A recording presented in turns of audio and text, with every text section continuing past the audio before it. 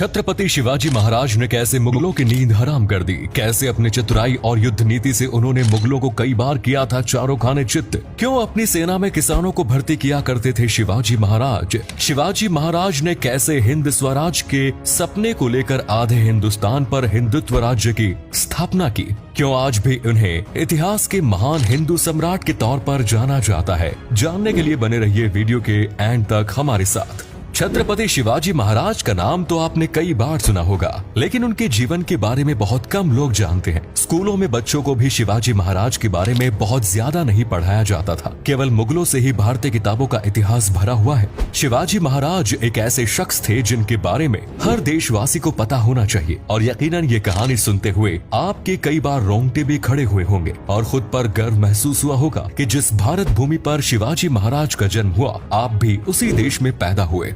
शिवाजी महाराज का जन्म 19 फरवरी सन 1630 को शिनेरी किले में होता है। उनकी माँ का नाम जीजाबाई होता है और पिता का नाम शाहजी भोंसले। शाही जी मुगलों की सेना में एक वफादार सेनापति थे और इसी कारण परिवार को बहुत अधिक समय नहीं दे पाते थे। शाहजी भोंसले ने अपनी पत्नी जीजाबाई और बेटे शिवाजी की जिम्मेदारी अपने प्रशासक दादोजी कोंडदेव को सौंप दी। शिवाजी की माँ ही उनकी पहली गुरु थी, जिनसे उन्होंने वेद कौशल का ज्ञान भी लिया। बचपन में शिवाजी महाराज ने गीता, रामायण और महाभारत जैसे सभी ग्रंथ पढ़ लिए थे।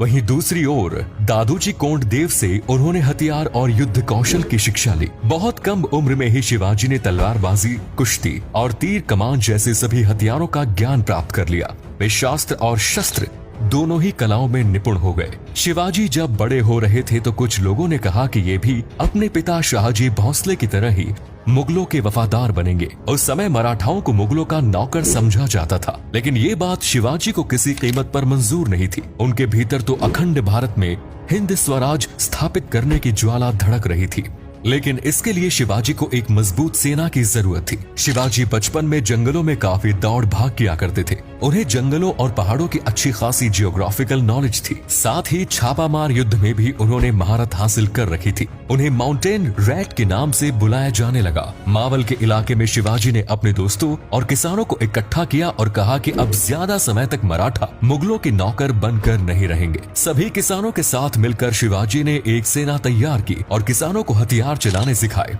असल में किसानों को भी जंगल की अच्छी जानकारी थी। बिना फिसले जंगलों और पहाड़ों में कैसे चलना है, ये किसान से बेहतर भला किसे पता होगा। साथ ही शिवाजी चाहते थे कि आम नागरिक अपने अधिकारों के लिए स्वयं आवाज उठाए। सन 1645 में केवल 15 साल की उम्र में शिवाजी ने इनायत खान से तोरणा का किला जीता। इसके बाद फिरंगोजी नरसाला से चाकन का किला और बीजापुर के गवर्नर से कोंढाना का किला भी अपने कब्जे में कर लिया। धीरे धीरे शिवाजी महाराज किलों को जीतते हुए चले गए। मुल्ला अहमद के कब्जे से शिवाजी ने ठाणे, कल्याण और भिवंडी के किलों को भी मराठा साम्राज्य में शामिल कर लिया। बेहद छोटी सी उम्र में इतने किले जीतने के बाद शिवाजी महाराज की बहादुरी के चर्चे दूर दूर तक मशहूर होने लगे और फिर ये बात मुगलों तक पहुंची।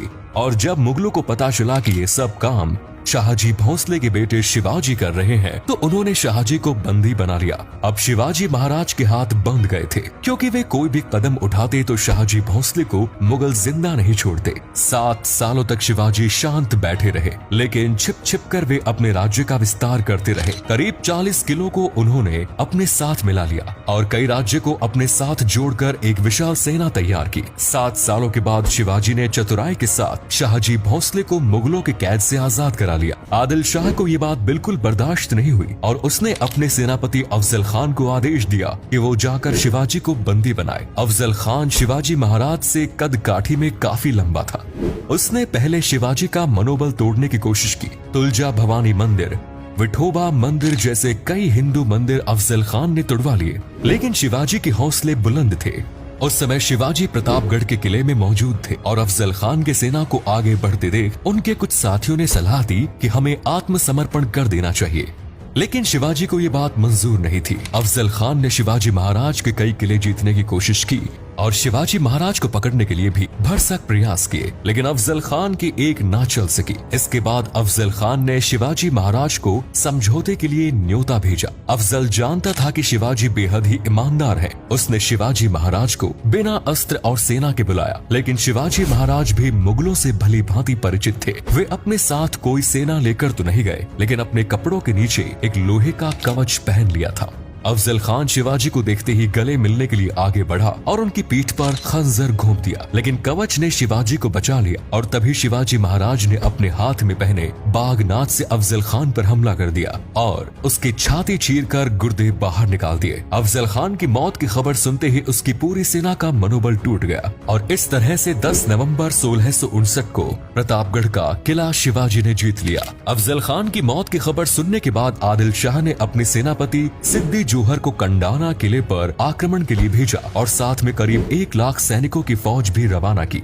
उस समय शिवाजी महाराज किले में अपने कुछ साथियों और केवल 5000 सैनिकों के साथ मौजूद थे। वे जानते थे कि ऐसे समय पर शक्ति बल की बजाय बुद्धि बल से काम लेने की जरूरत है। उन्होंने आदिल शाह को संदेशा भिजवाया कि उनका सेनापति सिद्दी जौहर गद्दारी कर रहा है। ये बात सुनकर आदिल शाह और सिद्दी जौहर आपस में लड़ने लगे और मौके का फायदा उठाकर शिवाजी महाराज विशालगढ़ की और रवाना हो गए और इस दौरान उन्होंने अपना एक हमशक्ल शिवा काशिद को दूसरी ओर भेज दिया। सिद्दी जौहर ने शिवाजी काशिद को देखा तो उसका गुस्सा और भी ज्यादा भड़क उठा और दोगुनी रफ्तार से शिवाजी पर हमला करने के लिए निकल पड़ा। सिद्दी से बचने के लिए शिवाजी महाराज के सेनापति बाजी प्रभु ने कहा कि महाराज आप 4700 की सेना लेकर विशालगढ़ की ओर प्रस्थान करें और खुद 300 सैनिकों के साथ सिद्दी जौहर का मुकाबला करने के लिए रुक गया। पहले तो शिवाजी महाराज इस बात के लिए राजी नहीं हुए, लेकिन अत्यंत जोर देने के बाद वो मान गए। 1 लाख की सेना के सामने 300 सैनिक बहुत कम थे, लेकिन तभी सैनिकों ने बहादुरी से लड़ाई की। शिवाजी महाराज ने विशालगढ़ पहुँचते ही तोप चलाई और तोप की आवाज सुनते ही बाजी प्रभु समझ गए कि महाराज विशालगढ़ पहुंच गए हैं। इसी के साथ उन्होंने जय भवानी का नारा लगाया और अपना दम तोड़ दिया।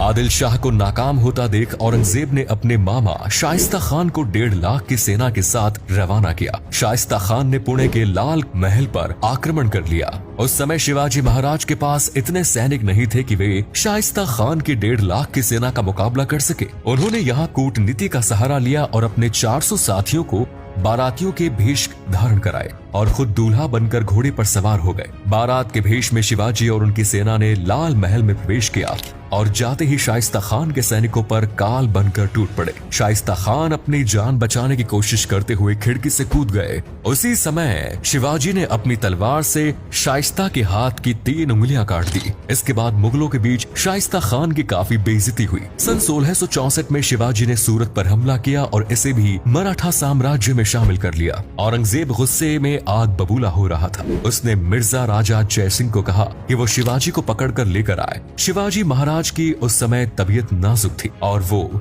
जय सिंह से युद्ध में हार गया। इसके बाद पुरंदर की संधि साइन होती है, जिसमें शिवाजी को अपने 23 किले और 4 लाख मुद्राएं मुगलों को देनी पड़ती है। साथ ही शिवाजी और उनके 9 साल के बेटे संभाजी को आगरा के किले में बंदी बना दिया जाता है। शिवाजी महाराज का स्वास्थ्य भले ही कमजोर था, लेकिन उनकी चतुराई में कोई कमी नहीं थी। शिवाजी महाराज बेहद समझदारी के साथ साधु संतों को फल और मिठाई भिजवाने के बहाने टोकरियों में छिपकर आगरा किले से भागने में कामयाब हो गए और फिर उन्होंने रायगढ़ में अपना डेरा डाला। सन 1671 में 1774 तक शिवाजी महाराज ने फिर से जीत की पताका फहरानी शुरू की और कई किलों को मुगलों से आजाद करा लिया। एक समय पर शिवाजी के पास करीब 360 किले हो गए थे और 1 लाख से अधिक सैनिकों की सेना उनके पास मौजूद थी। 6 जून 1674 शिवाजी महाराज का राज्याभिषेक किया गया। कई सालों के बाद किसी राजा का हिंदू परंपराओं के अनुसार राज्याभिषेक होता है। औरंगजेब ने शिवाजी महाराज को पकड़ने के लिए इसके बाद भी कई प्रयास किए, साजिशें रची, लेकिन वो कामयाब नहीं हो पाया। औरंगजेब ने खुद कहा था कि उसने अपनी जिंदगी के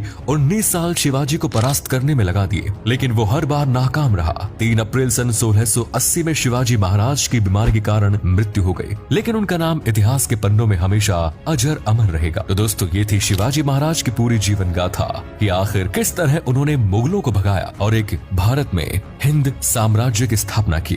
उम्मीद करते हैं वीडियो पसंद आया होगा। शिवाजी महाराज की वीरता और बहादुरी के लिए वीडियो को लाइक अवश्य करें। आज के लिए इतना ही, धन्यवाद।